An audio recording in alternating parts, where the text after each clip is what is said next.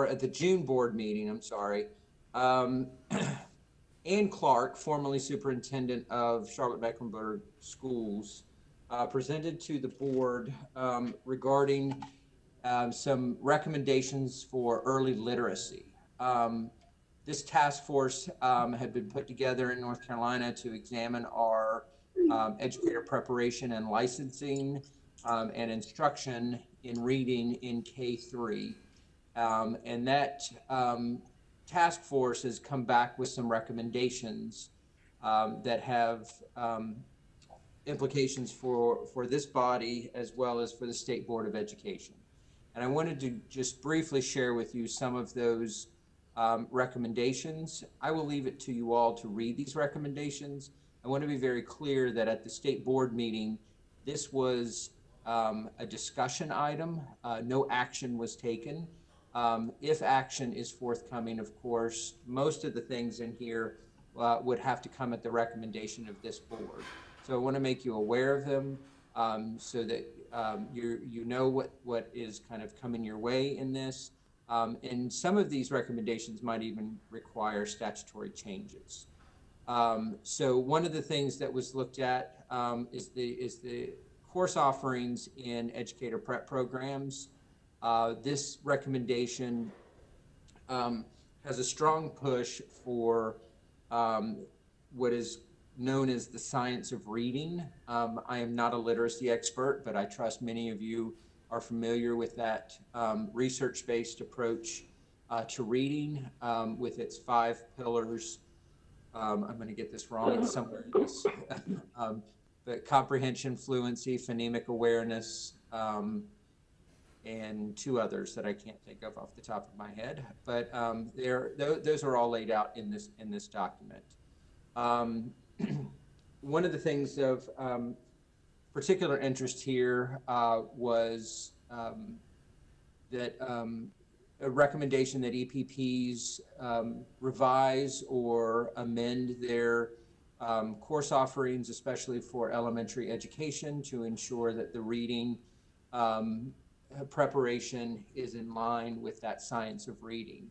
And so, of course, if that recommendation becomes policy, that would be for this group to make a formal recommendation to the State Board of Education.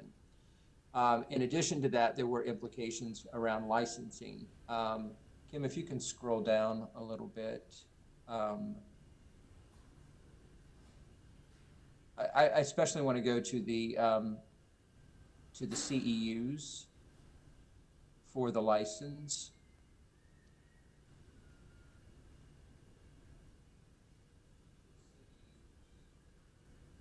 There's a lot of curriculum and instruction recommendations in here, which of course would not be under our purview, but that would go through our curriculum and instruction folks. But it looks like in recommendation 6, you can see here there's a requirement for 5 contact hours for literacy professional development based on current science of reading for principal licensure renewal. So that would be a change for our principals. They're basically that's 0.5 CEUs that they're recommending be worked into the requirements for principals renewing their license. For K-5, I don't know if they made, there already is a literacy component of 3 hours.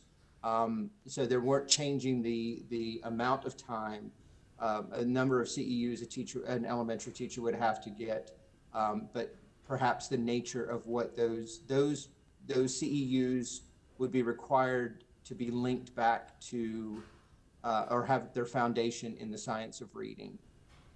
And then the potential of developing an early literacy micro-credential where teachers could earn some kind of credential that would signal to any LEA across the state that they had done extensive work in the science of reading and were early literacy experts.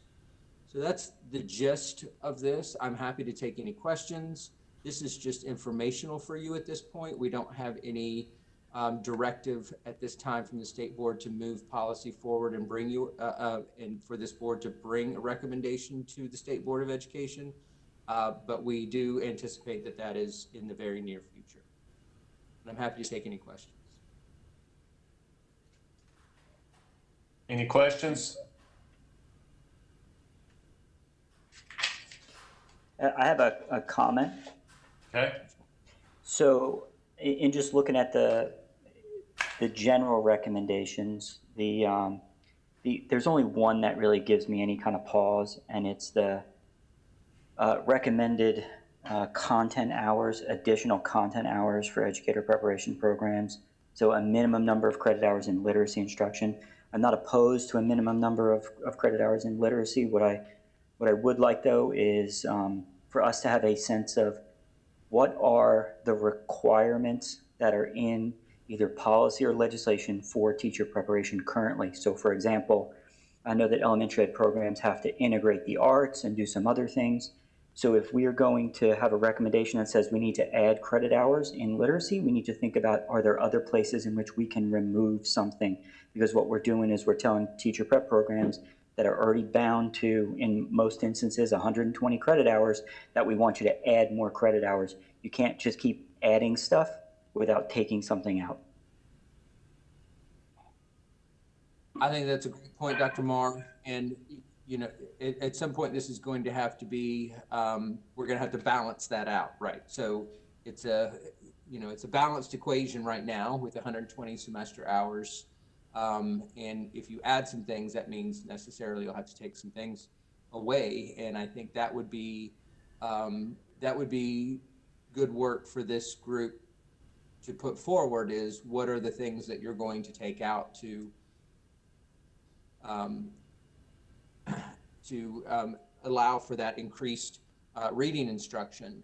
And I think you know, this body, since it's made up of practitioners, is the perfect body to make that recommendation to the State Board of Education. What does come out? I'm not saying it will be popular. Right. Yeah, and I agree. If this is the priority, and it seems like it is for the state, then we need to address it. But I think there are other things, other ways in which we can be a little more flexible, perhaps. Other questions or comments for Dr. Tomberlin?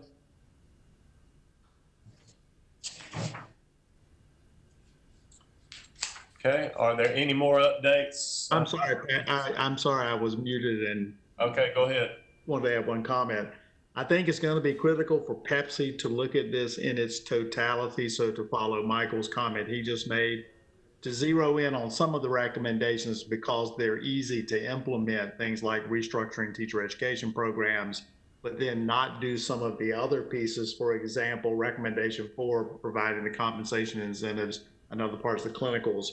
To do one piece and not do the other is going to further be a liability for educator preparation programs because they don't have the total structure supporting them. So I think as we look at this, we need to look at it in its totality. Who's speaking? Van, this was Van. Okay. This is Tom Tomberlin again. I agree with you, Van. I think there are some tweaks coming to this.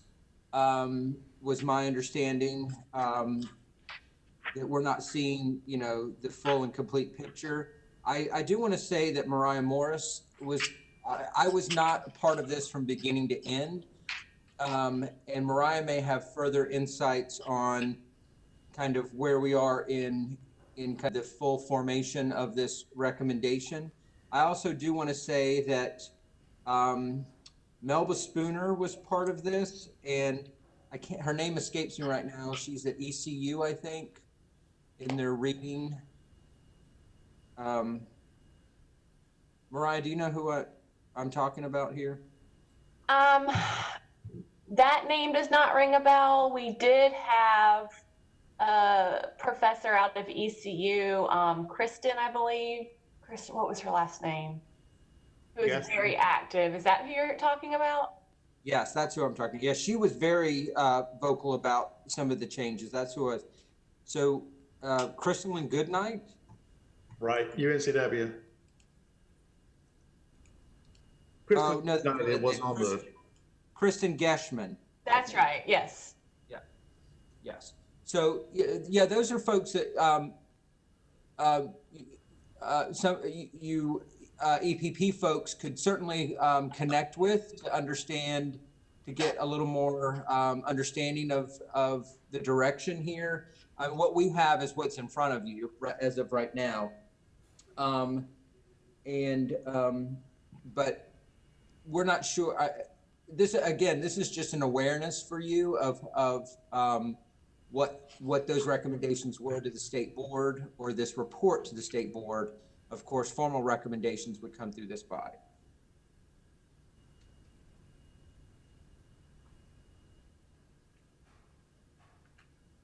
Any other comments or questions? All right, Dr. Tomlin. So another thing that I presented to the board was some recommendations for advanced teaching rules, RFPs. And there's a lot in here about that program. I have to say that late June, early July, there was another session law passed. That was Senate Bill 681. I can't remember the session law that has some modifications to this that occurred, right in the middle of us holding this RFP.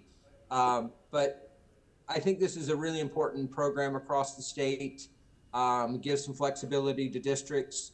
Its focus is to put highly effective teachers in more classrooms, broaden their reach, and to serve more of our student population, especially those underserved student populations. It's a great program. It is subject to a lot of tinkering at the moment, which makes it difficult to get our arms around. But Kim, if you could go down to about slide 14, where we there's lots of information on the program. You can read this at your leisure. There's no policy implications here. This is just an update from what we're doing at the board, just to make sure that you understand that. We had 13 grantee proposals submitted to us. We were able to consider 4 of them. If you'll go to the next slide. And we get folks external, both within the agency and outside of the agency, EPP folks, nonprofits, other kinds of policy folks to review these. We recommended 4 for potential funding, and then we created some models. I think of real interest here to everyone. Kim, if you'll go to the next slide. Is the funding on this is basically $1 million a year. And we're trying to divide that between 4 LEAs. And I'm sure most of you appreciate the fact that $1 million split between 4 LEAs is not a whole lot of money.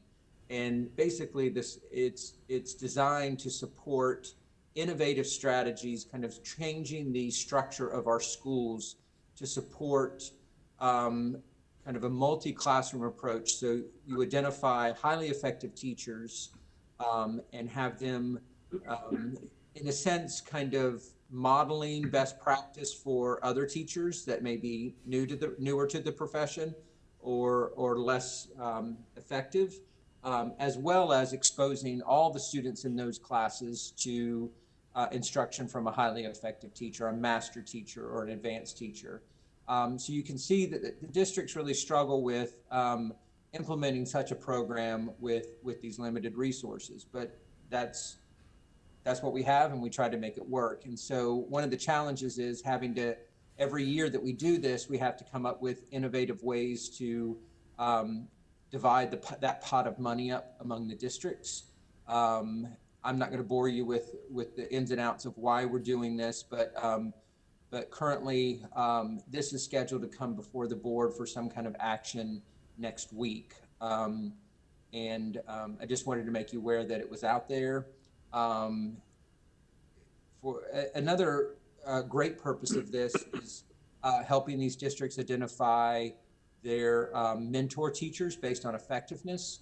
So what we're hoping here is that your beginning teachers coming out of your programs that go into schools that are implementing this will have a dedicated mentor or coach, whatever you want to call them, role model for best instructional practices from a highly effective teacher practitioner. And I think that has a lot of value for our beginning teacher support program. I'm happy to take any questions on this. Again, there's no policy recommendation. It's just keeping you informed of what's coming before the board. Any questions? This is Connie. You said you narrowed it down to 4. What Yes. are the 4 school districts? Well, there's a reason why we have proposal 1, 2, 3, 4 there. So Kim, if you'll go down to funding model D, I think it's 2 slides down. So one of the things we're struggling with, you can see option C here, kind of does a weighted reduction for each of these plans. And then option D actually recommends one of the plans not being funded. If we did that, if we only funded 3, we could fund the 3 at 99%. And because we were making the recommendation that one of those districts not be funded, that was a possible recommendation. We didn't want to put the names of those districts out to potentially embarrass someone or so I hope you understand that right now we're kind of keeping the identity of those districts. The individual district knows because of course they know what their budget is. And that's reflected here, but this is not apparent to the general public who's who here. But we hope to have that information very soon. I can tell you that we recommended option C because this comes with some flexibility in K-3 class size.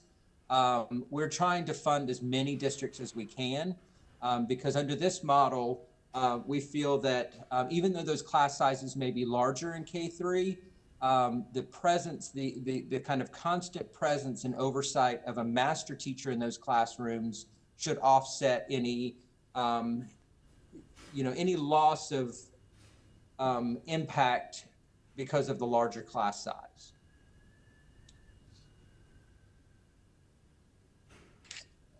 Other questions? I don't know, a comment. The world has turned over. I'm not even sure it's a significant effort, although how small it was to begin with. And, good luck. Well, thank you. Yes, we're, one of the things we did was reach out to all these proposed, the LEAs that made a proposal to say, given the situation we're in right now. Excuse me from jumping in. I don't know if I missed something. And the date of that reach out was when? So this was about a month ago. We started this RFP process before the school closure in March. And then after we realized that COVID-19 was still going to have an impact on reopening, we kind of circled back with the districts to say, does anybody want to retract their plan because of the uncertainty of COVID-19? And so we kind of got that. If nobody elected to withdraw their plan, they of course indicated that there might have to be some modifications to it, and that's understandable. And then most recently, there was some recent legislation that intervened even as early as 2 weeks ago that kind of threw a wrench into some of this stuff. So we have circled back with those districts to make sure they understand the impact of the funding, of any reductions, and of the implications of the new law. And we have not received any indication that folks want to pull back on this. I mean, I think you'll see some modification to this, but And those kind of modifications would be probably more virtual interaction with these classrooms, with these multi-classroom situations, and at least for this coming school year. But your point is well taken. It's going to be a challenge. Yeah, when you're able to disclose those that have or will be part of the selected. Oh yes, It might be valuable for others to see their full response, because I'm amazed. I'll look forward to reading that one day. Yes, we will certainly. So once this is finalized, we'll reveal who the proposals are, and all those proposals that are awarded funding, as well as all the proposals that was submitted, will be posted on our website. So and then we will work closely with those districts that are funded to understand how COVID will impact their plans, and we'll also make those adjustments public as well. Because you're right. I mean, this is going to be a challenging time, but it's also going to be a great time to see how folks innovate this plan in the face of the pandemic. Tom, this is Glenda. Did I miss, when will you be able to make it all public? My understanding is the board, so at the board meeting, it was asked if we could put this off until the August board meeting. I pushed back a little on that, saying that these districts, if they're willing to move forward, they really need indication of the award as soon as they possibly can get it, because that's going to affect their reopening plans and the structure of their schools. The board took that recommendation and indicated they will hold an emergency meeting, I think next week. Kim, have we gotten any word on that? We have not. That is our expectation and our hope, is that there will be an emergency called board meeting next week, and that they will take this up and make a decision. If not, the August board meeting at the latest.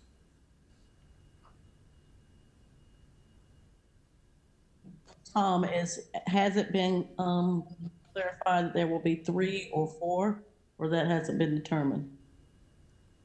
That has not been determined, and again, that's the reason for masking the identities here. We didn't want to, we didn't want to have a lucky loser and identify them publicly. And so now I have to say the model that I recommended to the board was option C. But you can see that for some of those districts, for some of those proposals, especially proposal 4, Model C represents a 30% reduction in their requested budget.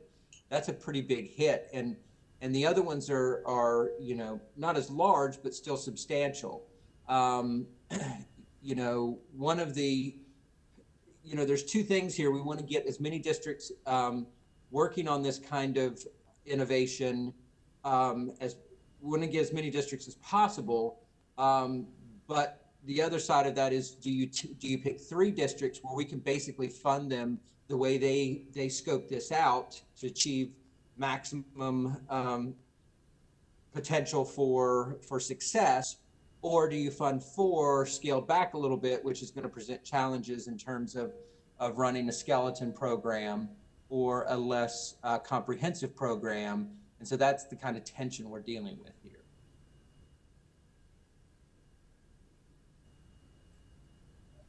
Any other questions?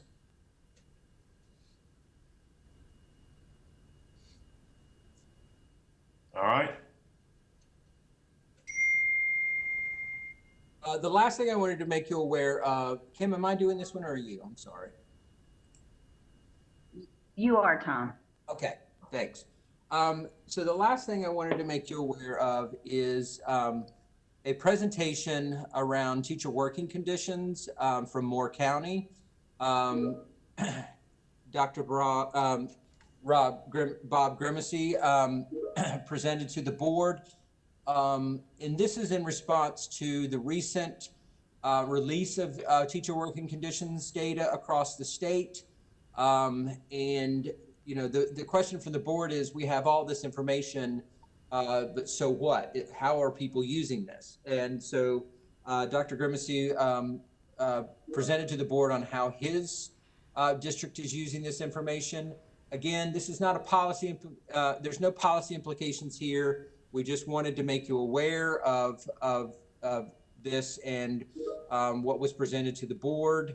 I don't have a whole lot to say about this, except that I really love how they're using that teacher working condition survey, which is implemented in even number years.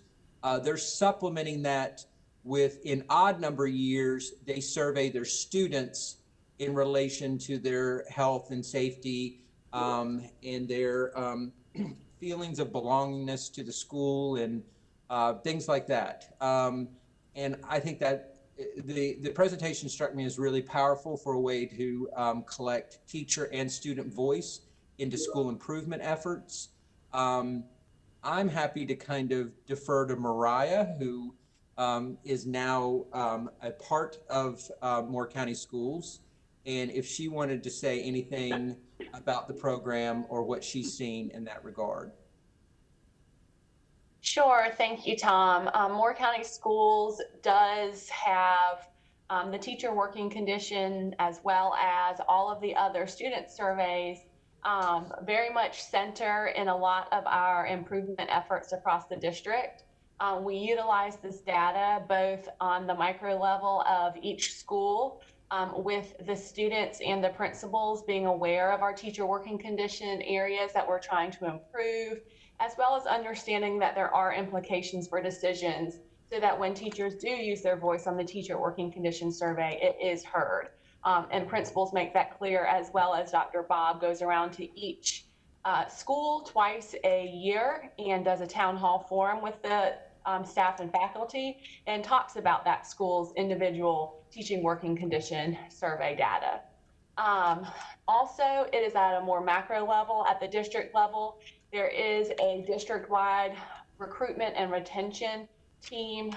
I'm part of that team and have been for a few years now, where we take this data and we analyze different areas that we want to move the needle on in our district. And the team is usually made up of teachers, principals, and district leaders, so that we're hearing from multiple perspectives. And we have really done some great work with that. One year that I was on it, we recognized that teachers really needed help with childcare because we did not have a lot of daycares in our area.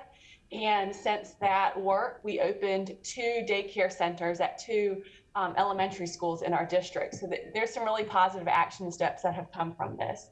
And then lastly, district leadership builds out different groups that inform them. We have a student advisory council, a teacher advisory council. We have an African American parent advisory council, a Hispanic parent advisory council, and many other councils like that that can help bring in a multitude of voices. Great, thank you. I'm just really, was particularly impressed with the way that data was being integrated into the school improvement processes and the district improvement processes. I think that's wonderful. And I urge you all to take a look at this and review it. Lots of great stuff in here for how they're using student and teacher voice to improve their schools. And I think it's just worth an effort. But any questions, I'm happy to answer, or Mariah, I will impose upon Mariah to answer any questions that you might have about this. I don't have a question. I would encourage anyone to not just take a look, but go down and feel the things that are going on in Moore County, as he's referred to, Dr. Bob.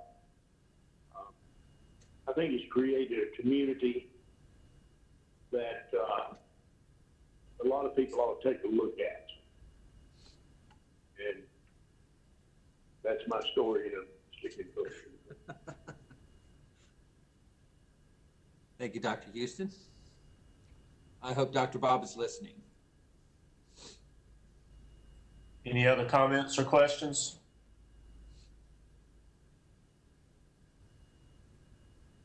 All right. Are we ready to move on to the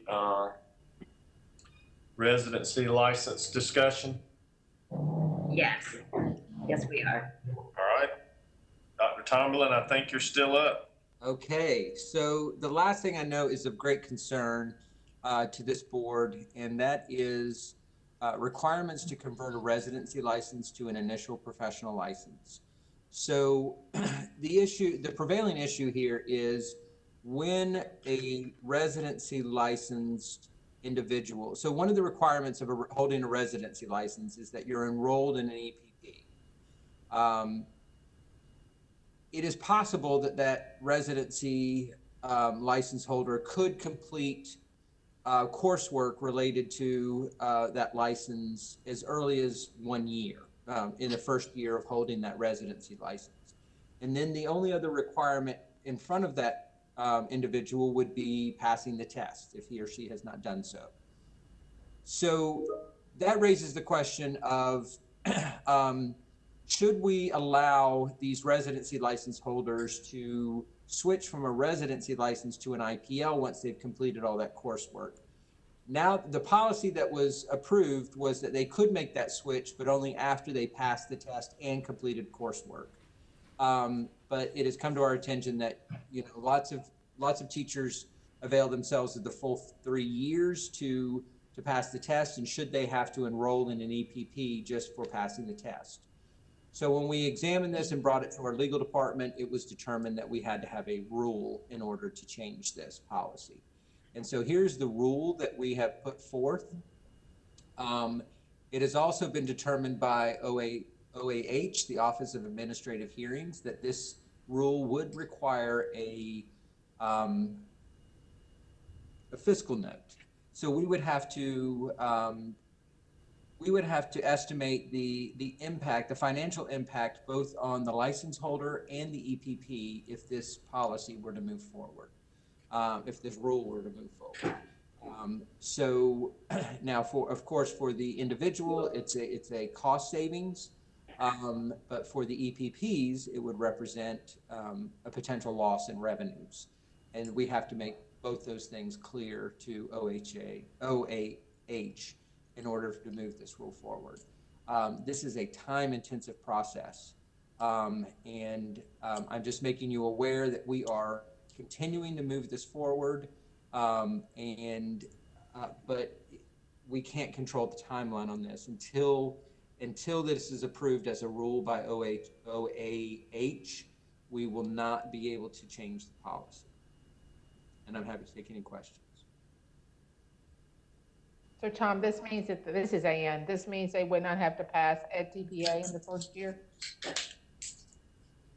So that is correct. So from a policy perspective at DPI and for the State Board of Education, we view the EdTPA as a licensure exam. And so students technically have 3 years to pass that test as well as the content test. Now, we know and we're supportive that the EPPs work very closely with their candidates to ensure that they pass that test prior to leaving the university, completing the program. But from our end, we can't hold them to that completion as a requirement for the license. Tom, can you explain you said there was a loss of revenue to the EPP. Can you explain that dynamic? Sure. So the idea of lateral entry, the residency model is modeled on the lateral entry process, and the idea is that the resident is under the tutelage or under the oversight of the EPP until such time as all program requirements are completed. If a student is struggling with the test, then the expectation would be the EPP would would support them in some way for passing that test.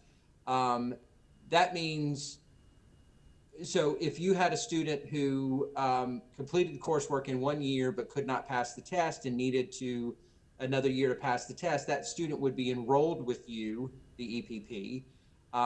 By releasing them, that has a loss, that has the impact of losing revenue for you for the next year. I'm not saying the EPPs care about that or are standing in the way of that. I'm saying that is something we have to estimate for OAH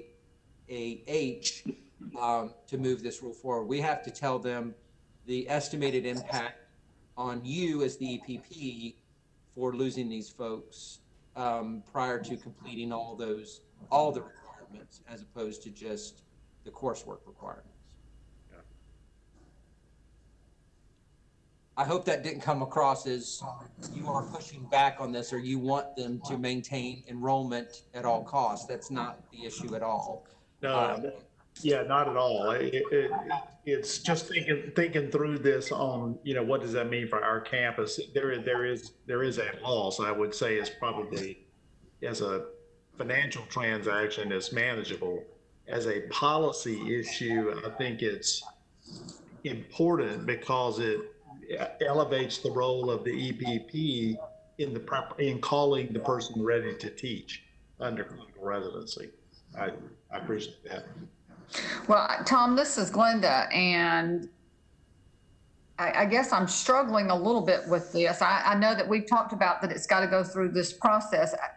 I'd be curious what that timeline looks like, because in essence, if we're looking at the cost to the university or the EPP, I know you're going to be looking at the cost to the student too, but this entire proposal is built on the fact that the teachers completed all the requirements under the EPP, excuse me, but they've not completed the State Board of Education testing requirements.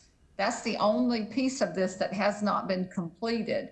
And if this doesn't go through, then that means we're expecting the EPPs to continue to charge teachers to be enrolled in their programs until they pass what a state requirement. And I just feel like I needed to say that because I never thought we would come back to the point where we're trying to see what the financial impact is on the EPP for not continuing to enroll them, because in my mind, they'd have to come back now with a plan of how are they going to support, if they finish everything in year one, and I'm just throwing that out, of all the academic, clinical, professional requirements, and the only thing they can't pass is the test, then in the next 2 years that they have under the state policy to pass the test, it becomes the responsibility of every EPP to not only charge that teacher money to stay under their program, but to provide them coursework that will actually help them pass the test. Is that what you think the intent is in collecting the fees?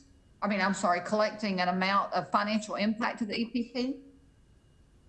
No. So I want to be very clear. This is for any rule that has any impact on an external body, external to NCDPI. So both the EPP and the individual, this decision will have financial impact for both. This is not OAH saying we want to balance this out and make sure that neither is harmed by this decision. It is part of their process. Whenever there is financial impact on an external entity, we have to estimate that impact. And since both entities, there is impact, we have to provide that information. I don't want you to think of this as OAH is making some kind of judgment. We want to know, it's just part of their process that has to be done. There's no underlying judgment or they're not trying to get at something by this analysis. It is standard practice for any rule that has impact on an external body. So how long do we think, do we have a timeline or a guesstimate of how long that it would take to go through this process and how long it would take all the EPPs to come up with a dollar amount? So we're doing those estimates. We're working internally to provide those estimates. This is not going to be work on the EPPs or on LEAs to determine. We're going to do that at a very high level at the state. We've already started the process of collecting the estimated tuition or enrollment fees for a year, and calculating the number of licensees, residents, license holders, all that kind of stuff. We're taking care of all that. But the reason I'm letting you know is for any rule, this is a protracted process. The estimate from submission to approval or ultimate denial is 18 to 24 months. Oh my goodness. I know. Oh my goodness. Not very teacher friendly, and I'm just saying that's not teacher or LEA or friendly at all, but. No, and just to let you know, this is something we've pushed back with the General Assembly on several times. So for licensure and ed prep program policy, what we have in place by statute is Pepsi, a policy recommending body made up of practitioners in the field, making formal recommendations to the State Board of Education, who then makes the policy. This adds a really cumbersome layer of administration that then we have to take all those policies that have gone through that process and then go through the rulemaking process to achieve any kind of change in the state of North Carolina. Tom, do you have, and you may not off the top of your head, but if you could send it to me, do you have the legislation around the OAH rulemaking process? Do you know that number off the top of your head? Kim can get you that. Thank you. She is our resident expert on the rulemaking process. Thanks, Kim. And sure. Kim will accept flowers and baked goods as thanks for shepherding all these rules. How many do we have currently, Kim? Oh, I know that currently they're looking at an extension for the 116 that were taken recently. But for this rule, Glenda, I just wanted to add, and Tom has already kind of put this in, he's already said this, but I just wanted to reiterate and stress how long it takes to write the fiscal note piece, and that's the financial piece. And that if you are creating a rule that affects anybody outside of your internal organization, then you have to have this fiscal note piece, and it is very involved and something that we are just starting to know and understand. And so OBM, I believe that's right, OBM is helping us to go through this process. So that in and of itself starts this process, and we can't even start with Pepsi to approve the rule because we don't have the fiscal note yet to then go to the state board, to then go to OAH or rule review. So the fiscal note itself will take at least 6 months. So I want to let you know that. And that's probably for an even more skilled person that is not beginning to create a fiscal note from scratch.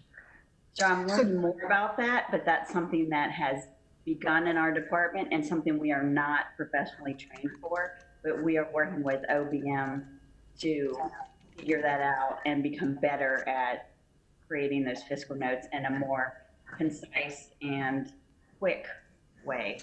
But I just wanted to add that in there. Kim, just one more question. So on this OAH rulemaking around teachers, I understand this happens around lots of other policies, but around teacher licensure, who sits on that? I'm curious. They have rules review, which is, it's a whole panel of, I've found them to be, a majority of them are lawyers, a lot of legal bodies. And so they don't necessarily know about, because they're doing this for the entire state, they don't know necessarily about our content. So there are They ask us educators. questions. They will ask us questions during those rule review meetings.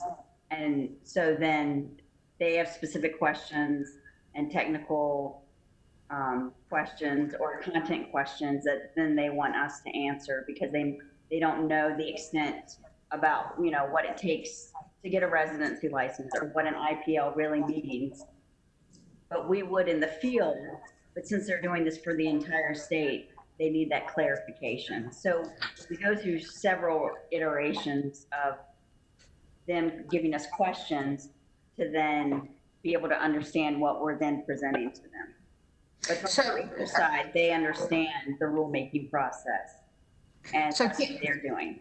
So Kim, during those times, are we able to take in folks from our DPI licensure staff who understand all the ins and outs of this? Are we able to bring in guests from EPPs so that they can talk about it from their side of it? I know that you all do a great job of, you know, integrating and trying to understand the policy with the licensure, with the law.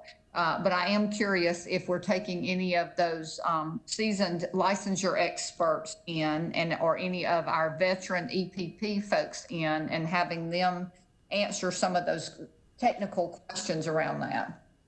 So, oh, go ahead, Tom. Oh, I just wanted to say, Glenda, it sounds like you're getting the impression that this is some kind of advocacy that we're doing on the part of these policies. Oh, no, I'm not. I have no idea, Tom. I'm just trying to get a better understanding of what it take 18 months for something that at least the EPPs I'm partnering with are supportive of, and that field is supportive of. I'm just trying to get an understanding of how we can help you all. Yeah, so, I mean, this is a great point, and I don't say this pejoratively, but this is a purely bureaucratic process. The merits of the policy do not play into the process. It is strictly adherence to the rules and regulations around rulemaking, and understanding where the authority is coming from, where the what the implications are, and what the impact on the external entities is. There's from my understanding, Kim, you can correct me if I'm wrong, the merit or the amount of public good that the rule would provide does not play into that decision-making process. No, not necessarily. I mean, the public has a chance to make public comments as part of the permanent rulemaking process. So that is something that has to be done in that process. And so they bank on those time periods for the public to then speak up. So people in the field review the rule, the potential rule, and then there's a time period that's set where they can call in, or they can arrive in person and say something that needs to be changed about the rule, have a question about the rule, and clarification about that rule, and then potentially that can change the rule. So how do we get that information there, Kim? I mean, that's good to know. How do we know that this is about to happen and that it's open for public comments? How do we get that information? Is there a site? That will be on the state board website under rules. And so they will list, actually right now, the 116 rules that are being looked at for an extension. Those are actually on that portion of the website right now. Okay, thank you. Sure. I know this is disappointing, Glenda, we're trying to move this as fast as we possibly can. Oh, I know. I mean, I understand that it's not you all, and we appreciate your advocacy. And I apologize for taking so much time, but I'm just trying to really wrap my head around this and figure out how we can advocate in the field to support you all, because, you know, we're a military family and a former military family, and this sounds worse than the military. Hurry up and wait. So, I mean, I don't mean that in any other sense than we're talking, and I know y'all don't need to hear that. We're talking about our teachers, and we're talking about getting them into the classroom, and we're talking about charging them more money to just stay enrolled in a program. And so thank you for sharing all that. That gives me lots of context. It gives me a landing place to go so that I know where we need to, from the field, advocate. So thanks a bunch. Any further discussion on that potential rule? Thank you, Dr. Joplin. Mr. Chairman, this is Tom Zyko. I just came from the Rules Review Commission meeting, and I'm sorry to drop in on the meeting. But if you have any questions, I'm trying to get up to speed to where you are. I do want to report that I just came from the Rules Review Commission, and they approved the extension to review the rules. But there were 2 negative votes. There were some people that wanted to push these rules through, by which they meant strike them down. So I'll continue to work with Ms. Evans on the rules and hopefully find a way to get them approved by the Rules Review Commission. Thank you, sir. Dr. Seiberg, are you ready to discuss the EPP weighted accountability model? I am, sir. All right, you're on deck. Okay, well, we're going to modify this. Kim, if you can, yeah, there we go. We're going to modify this and start at the back. We're going to have the dessert first, and then we'll do the other stuff second, and that's because Tom has a conflict. But what I'd like to do is tee up just a quick 2-minute, here's what we're talking about. Back in December and January, I came to this commission to talk about this idea of creating a weighted composite model to satisfy House Bill 107, which is basically the lawmakers asking that we come up with a weighted proposal that they can consider, and then even potentially modify the law to put in place a stronger accountability model than the 3 measures that they have in place right now. That presentation was approved by this body and then went to the Board of Education, where it didn't actually get to a vote.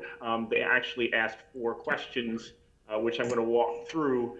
But before we do that, I want to tee up Tom Tomerlin and our colleague Andy Baxter worked behind the scenes to do a variety of analyses on the final product, which I'm going to share with you. And I just want to, because it's very technical in nature, I can present the information, but then when you start asking questions, it would take a level of analysis that exceeds my own skill set. So I wanted Tom to take a couple minutes before he leaves, just walk through the kind of analyses that got put in place on the final model itself, and then we'll go back and I'll walk you through what got done and talk about what's on deck for a vote today. Tom? Great, thanks, Andrew. So when we were working with the accountability subcommittee on this, the question came up as we were approaching a final model. Can we be sure that this model does not have inherent bias that would disadvantage EPPs on 2 main points? And that is, do EPPs that serve, sorry, Kim, could you mute caller 919345? Sure, I will. Thanks. So do EPPs that serve high minority populations, are they disadvantaged in this model? And then secondly, does EPP size, do larger or smaller EPPs experience any kind of overall negative effect from the model. So those were the two questions of interest that we did some analyses on and brought back to the accountability subcommittee, and we wanted to share those with you. So the first, the first couple, the first questions are, statistical models. I'm not boring you with all the coefficients and everything. If we could go back to that previous model. I just want to run through those real quick. There we go. The chart, not the graph, the chart that was up. There we go. So does the percentage of non-white predict the weighted composite, the final outcome on this model? Now, we did this without domain 4, which is the diversity measure.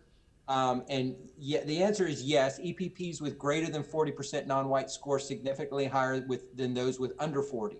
So there is a difference, but it's positive difference for those EPPs that serve higher populations of non-white students.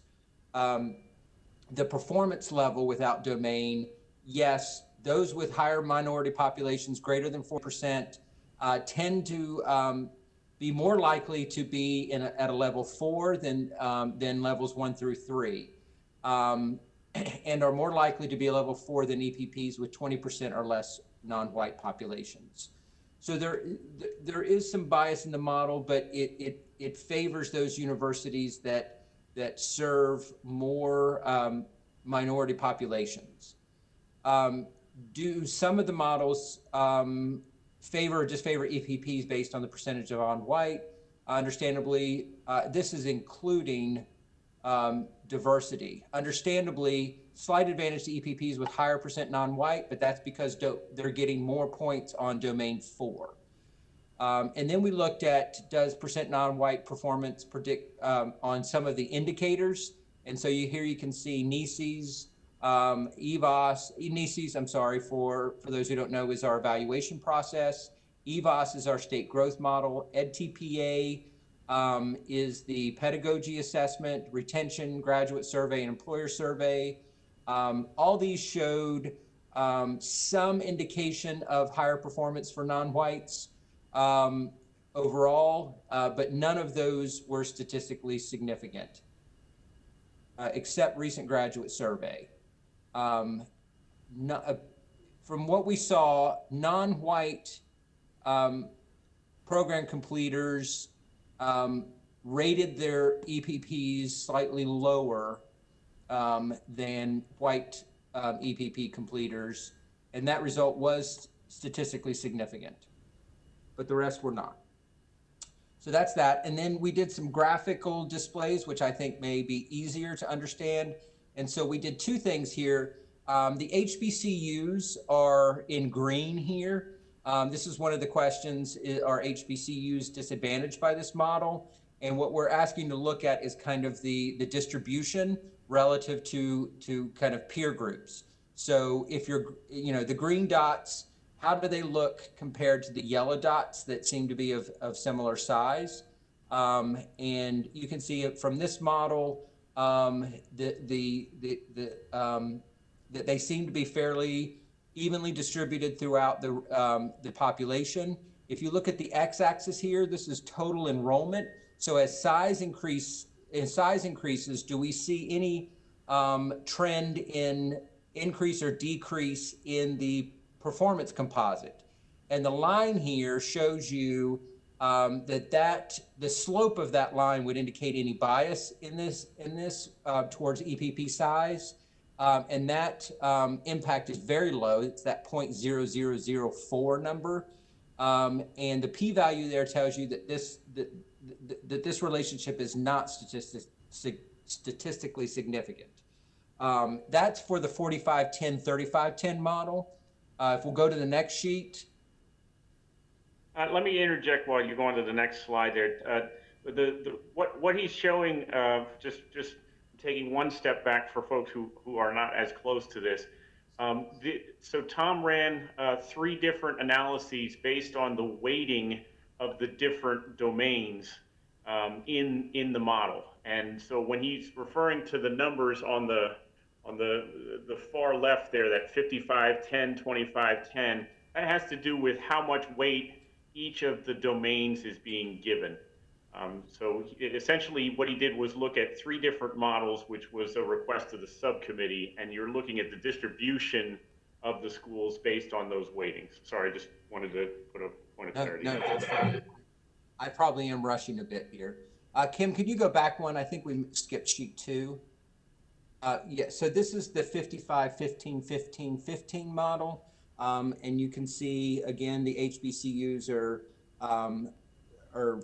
are distributed along the performance range as we would expect, and the slope of the line is not significant. And then in the third model, one more, this is the 55, 10, 25, 10 model, which puts a little more weight on the surveys. And as we found before, non-white completers are indicating lower satisfaction with their EPPs. And so you're seeing this reflected in this model. There's kind of a shift downward, especially for those HBCUs. But again, the slope of that line in terms of the size of the program is not significant. Judging from this, it seems to me, if we go back one, that the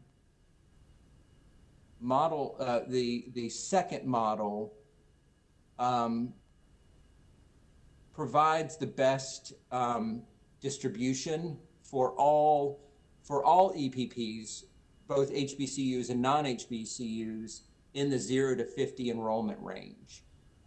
Doesn't seem to have much impact on those that are larger. They seem to be functioning the same way in the model. It's that 0 to 50 where the majority of our EPPs fall that shows the better distribution across the performance composites. And I'm happy to take any questions.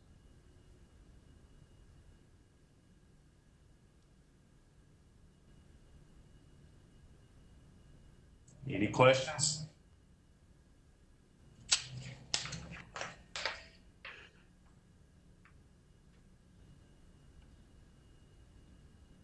That was a lot to throw at you very quickly, but Yeah, and I'm going to touch on it again as we get to it. It'll make a little bit more sense when we go through go from the beginning.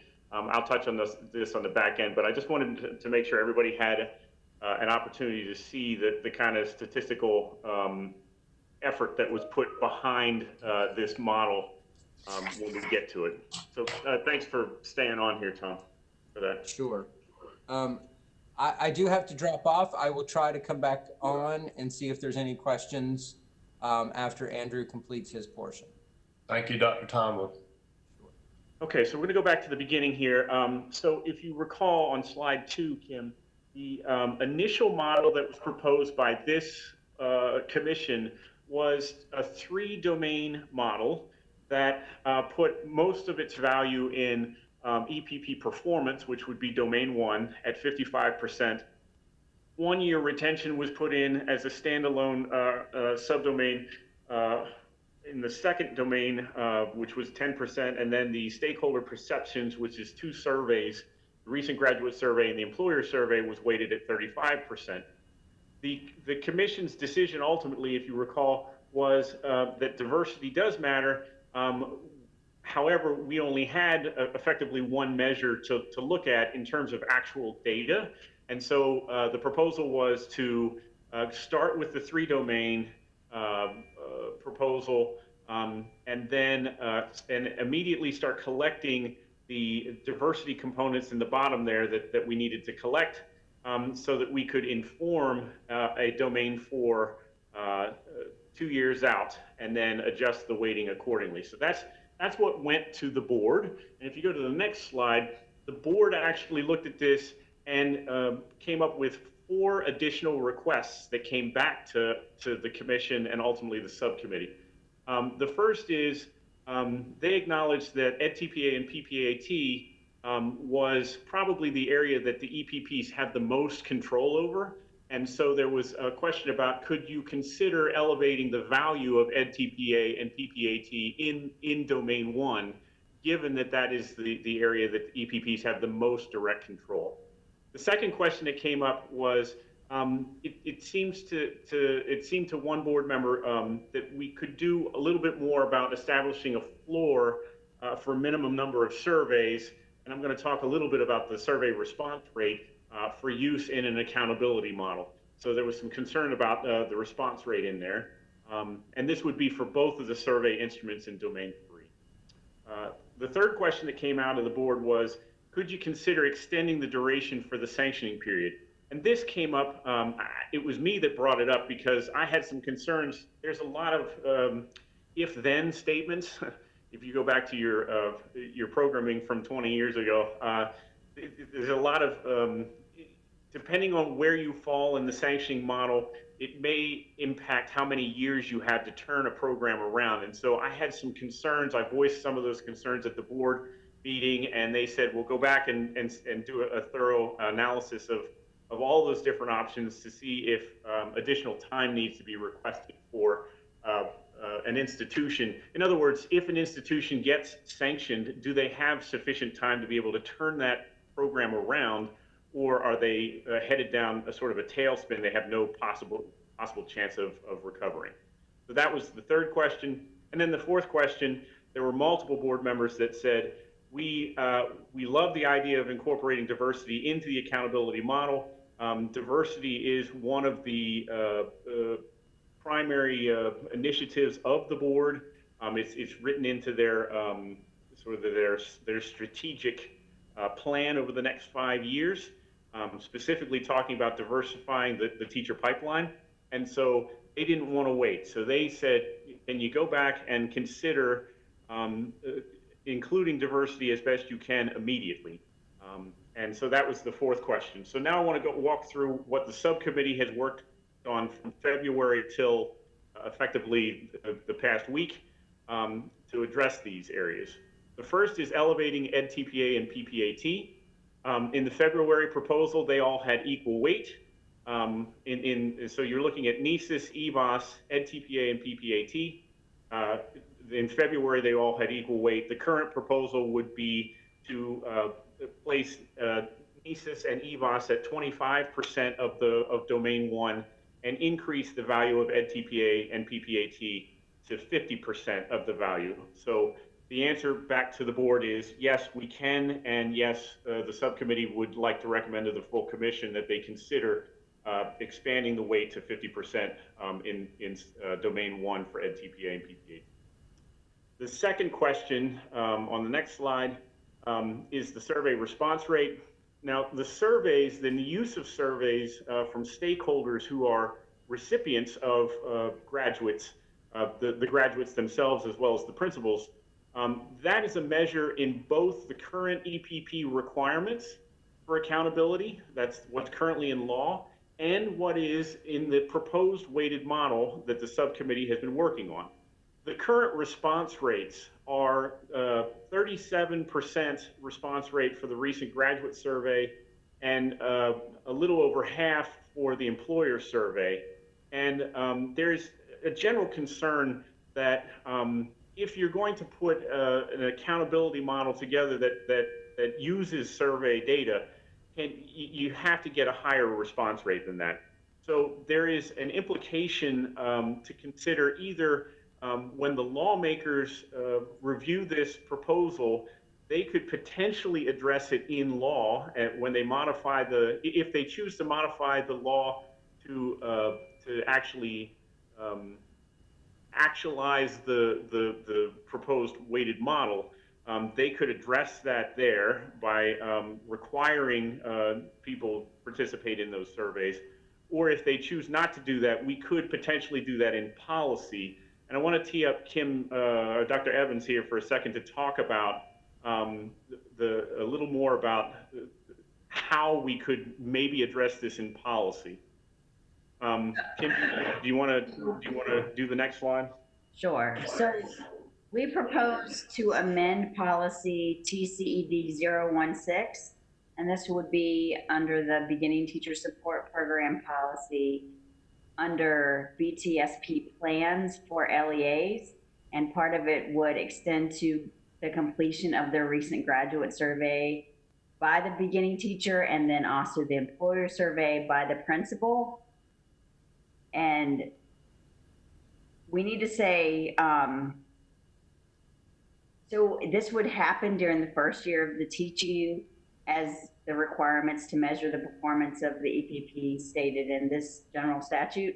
But here, this one last sentence, and because I talked to Tom Zyko, who's actually on our call right now, because he's general counsel for the state board, he let me know that because we are solely doing this as a policy, not as a rule, this is something that we are taking from statute, and we are letting the LEAs know that this needs to be done for the beginning teacher to complete this survey and for the principal to complete their survey, that it must then say that last, oh, I'm sorry.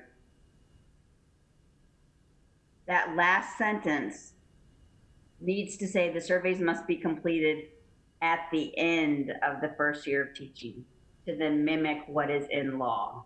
Because this is a policy, it's not going to be a rule where we have to go through the fiscal note. And the way that we can do that as a policy and not a rule is because we are not having it where it's consequential. We're not taking anyone's we're not denying or revoking the license because we're slowly letting the field know that this is something that we need to do and that it is in statute, and this is why we need to do it. And so this is where we would place this in this policy, and we be part of BTSP plan. Any questions about that part? So in essence, what we're saying here is by trying to address this in policy, we can up the response rate, which will satisfy some of the concern about, you know, attaching a low response rate to something in an accountability model. And one more thing, I know Sure. that the field will then have the question of what the surveys must be completed at the end of the first year of teaching. We will help define that, but that will not be in policy. That will be something that Tom can handle and send out to the field. But I just wanted to let you know how that could be, that piece could be. Yeah, and just for a point of clarity, those surveys have been around for a number of years now. Everybody knows they happen in the spring. It's just there are some LEAs that are choosing not to do them at all, and in fact telling their staff not to participate in them, and that's certainly negatively impacting our response rate. So that's sort of our response to number 3. And then if you go to the next slide, or I'm sorry, that was the question number 2. Question number 3 had to do with extending the sanctioning period. So after we came back from the board meeting, we reviewed, the subcommittee reviewed all the sanction pathways from warning to revocation. And in that process, the subcommittee deemed that those routes all had adequate time for EPPs to turn a program around. And so there were no recommended changes. It was good to do the review and double check on that, but it seems to the stakeholders in the subcommittee meeting that was adequate time to be able to turn the program around, given the current conditions.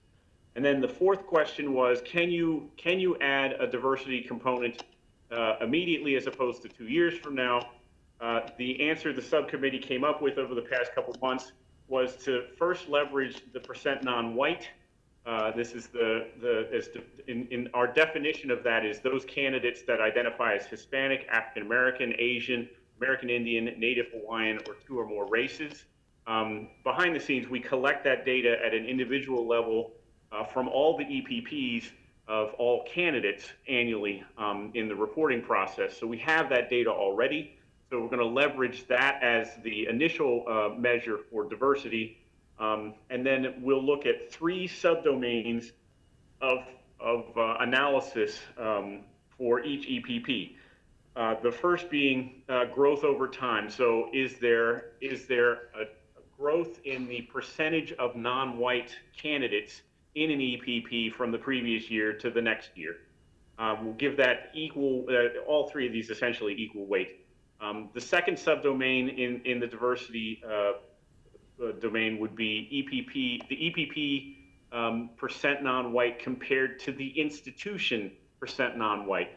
That was a lot of concern from the subcommittee about this idea of, well, some programs are HBCs and they have very large percentages of non-white. There are other EPPs that have very small percentages of non-white.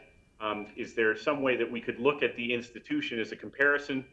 The board also seconded that as a possible variable to include, and so that was included in here. So how does the EPP's percent non-white compare to the parent institution percent non-white?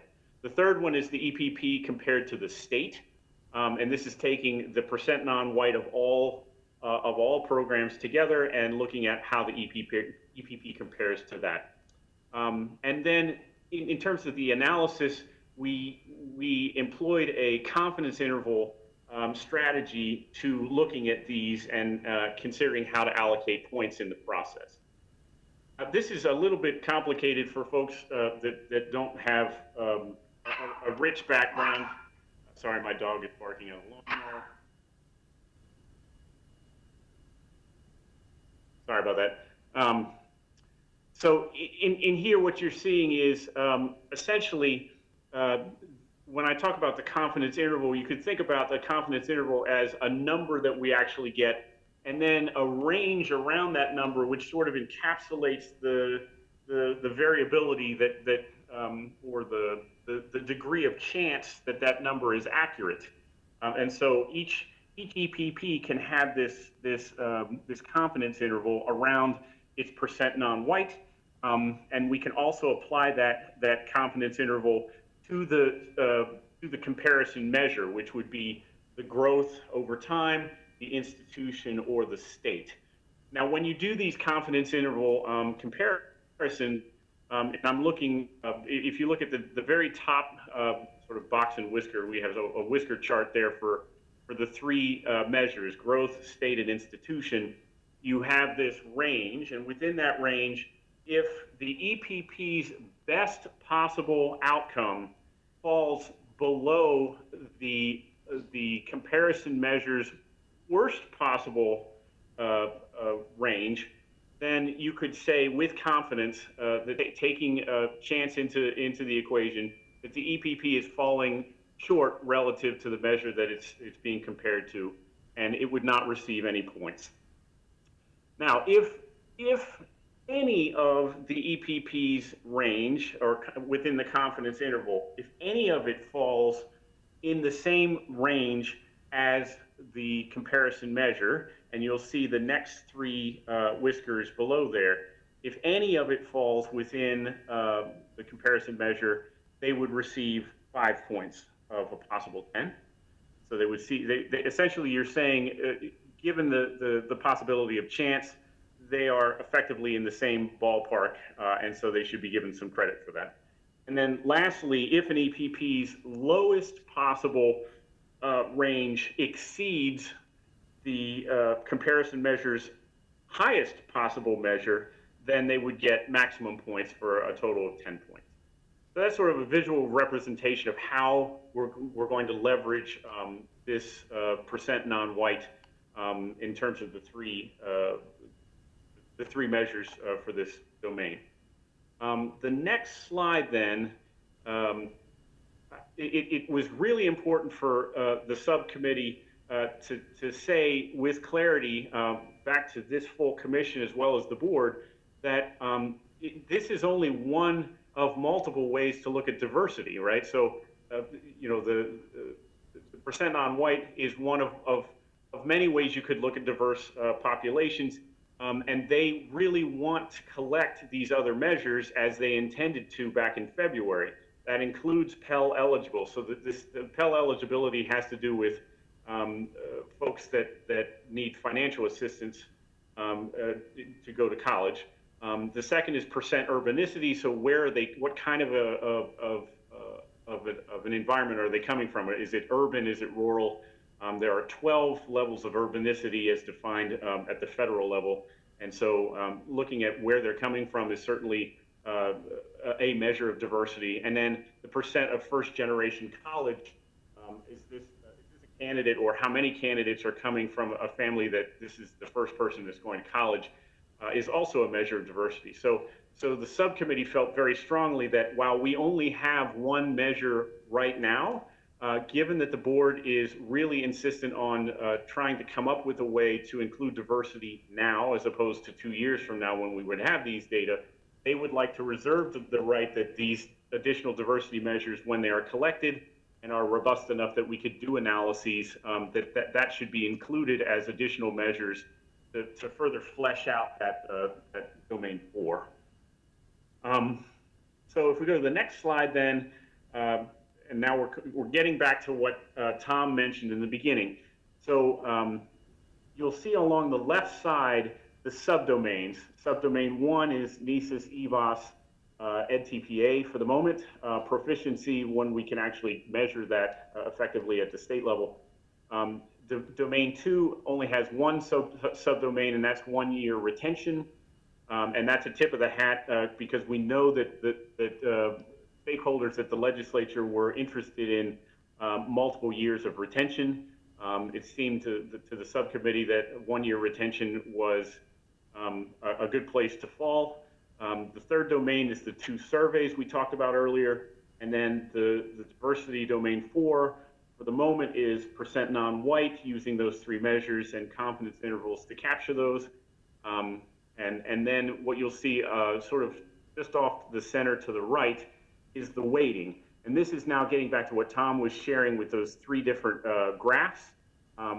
Initially, the subcommittee looked at 3 different weightings, and it was determined based on the sensitivity analyses and the distribution analyses that were run that subcommittee chose this weighting as the optimal weighting for the weighted model, giving 55% to EPP performance.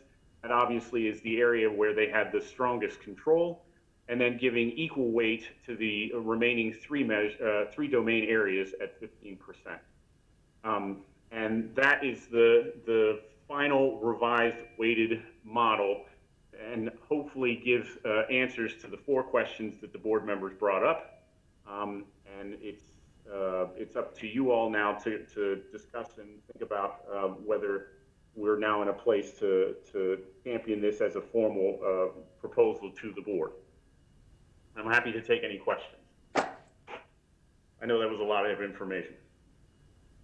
And what comments or questions does the commission have for Dr. Seiberg?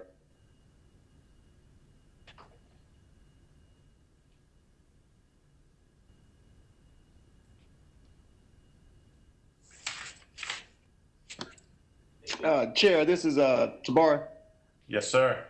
In regards to diversity, and please excuse my novice in this. I got on late this morning, so if I'm going the wrong way, just let me know. But in the domain 4, it seems right now we have pretty much growth over time in regards to EPPs, and that's strictly reliant on they expanding their program. Am I correct on that? Yes. So how do they fare from 1 year to the next? Yes. Mm-hmm. Okay, and we're looking for some additional, the other fields that we had as far as Pell Grant, urbanicity, and all, we put that on the shelf, correct?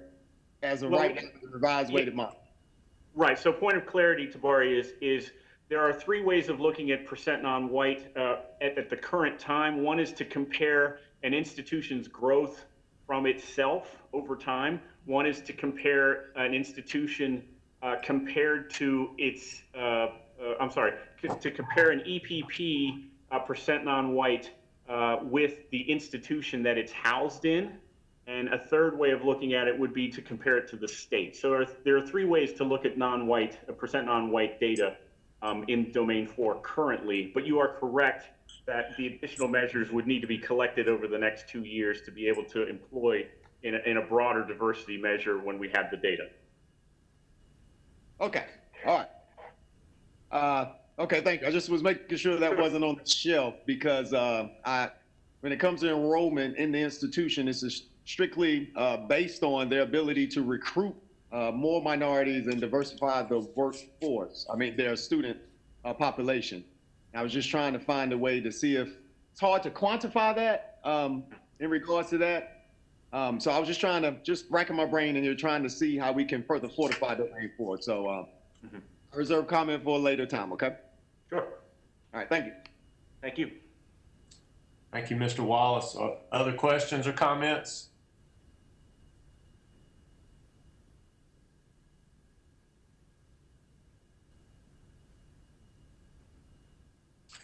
Okay, hearing none, I will go ahead and ask for a motion first to approve the policy amendment to TCED-016 that requires completion of the graduate and employer surveys as part of the BTSP, that's Beginning Teacher Support Program plans, so that it can be sent to the state board for discussion in August 2020.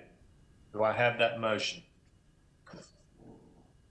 This is Glenda, so moved. Thank you, Glenda. Do we have a second? Second, Wesley Wood. Thank you, Wesley. We have a motion and a second to approve the policy amendment as described to policy TCED-016. Is there any further discussion? Hearing none, all in favor of approval, please say aye. Aye. Aye. Are there any opposed? The motion carries. Thank you.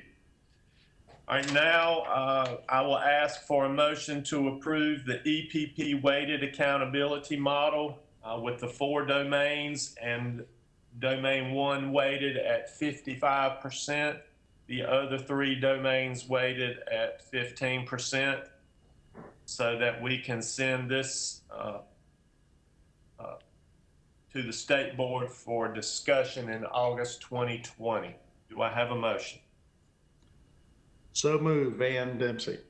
Thank you, Dr. Dempsey. Do we have a second? Second, Michael Maher. Thank you, Dr. Maher. We have a motion and a second to approve the EPP weighted accountability model and send it to the state board for discussion in August. Is there any further discussion? Hearing none, those in favor of approval, please say aye. Aye. Aye. Aye. Those opposed?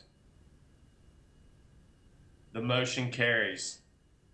Thank you, Dr. Seiberg and Dr. Evans. And thank you, commission members, advisors, and staff for your preparation for today's discussion. I remind commission members that our next monthly meeting will be held on Thursday, August 13th, from beginning at 9 a.m.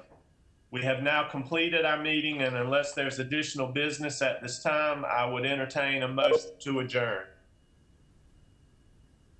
So moved, Van Dempsey. Thank you, Dr. Dempsey. Do we have a second? Second, Connie. Thank you, Dr. Locklear. We have a motion and a second to adjourn. Those in favor of adjournment, please say aye. Aye. Aye. Aye. Thank you. We are adjourned. Thank you, everyone. Man, I tried, man. I tried, man. I just got to tell you because it's supposed to come to you.